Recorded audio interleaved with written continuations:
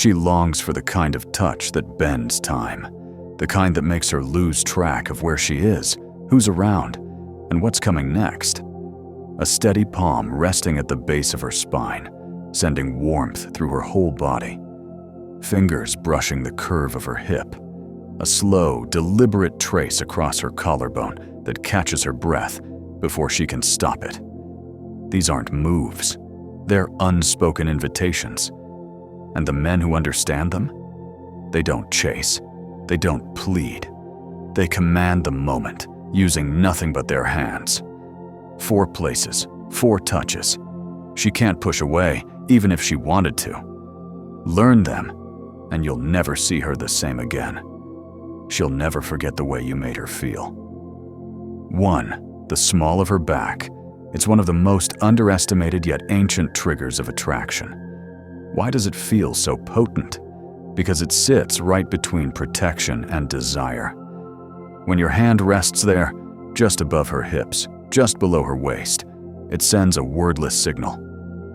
You're with me. You're safe here. It's understated, not forceful, but unmistakably masculine. Women feel that deep in their bones. It stirs a quiet electricity in her, part comfort, part anticipation. This spot is primal, close enough to feel personal, far enough to feel guarded. Done with intent, it's not about ownership. It's about presence.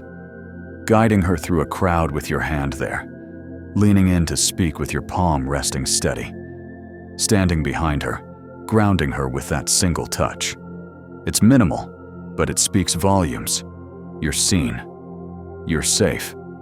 You're mine in this moment. Most men overcomplicate touch. Too quick, too clumsy. The small of her back thrives on patience and calm confidence.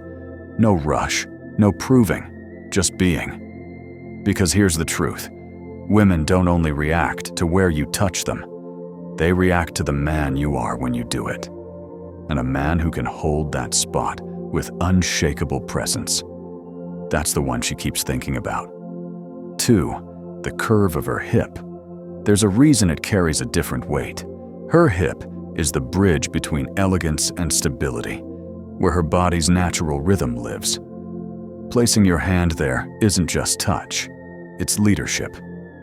Unlike holding her hand, which is polite, or touching her face, which is openly romantic, touching her hip bypasses conversation and speaks directly to instinct. It doesn't just say, I'm here. It says, I'm leading, and I want you here with me. It's an anchor, and she feels it. Guiding her through a doorway with your hand on her hip, drawing her subtly closer during a conversation. Resting your hand there while dancing, firm but relaxed. The hip is symbolic.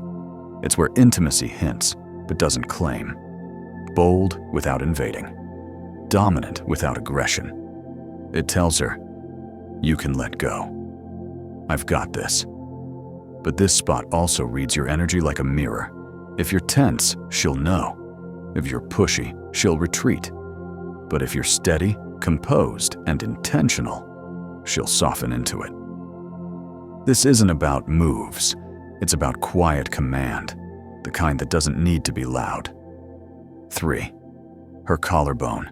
It's one of the most overlooked yet deeply personal places you can touch. At first, it may seem ordinary. But touch isn't just skin, it's meaning. And the collarbone carries it in silence. It's not a place strangers touch. It's not casual. It's a space reserved for closeness. Which is why when your fingers trace lightly along her collarbone, whether on purpose or playfully, it sparks something beyond surface attraction. This touch says, I see you. I'm close enough to feel you, but patient enough to leave it there. The collarbone sits at the crossroads of openness and protection, close to her heart, a place the body guards instinctively. It's also visually striking, especially when revealed by certain clothing. This makes it charged without being blatant. Touching here isn't about taking. It's about being present near her core in a way most men won't risk. Done right, it's not a grab. It's a graze, adjusting her necklace and letting your fingers linger for a beat, whispering something while your fingertips rest briefly against her collarbone, tracing from her shoulder down to that dip, then stopping before she expects you to. It's the pause that stays with her, the moment you choose not to take further. 4. The outside of her thigh. This one lands differently. The outer thigh isn't polite. It isn't decorative. It's grounding. It's a touch that says, I'm here. I'm steady. You're with me. It sits between reassurance and claim.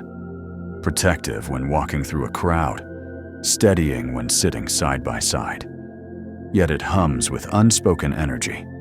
She feels contained, in the best way, like her restless energy finally found its anchor. Picture this. You're sitting next to her, the room alive with noise, but your hand rests lightly, firmly on her thigh. You're not squeezing, not moving, just there. The rest of the world fades. That single touch becomes its own conversation. It tells her she can stop performing, that she can simply be. The power here is that it speaks directly to her body, not her mind.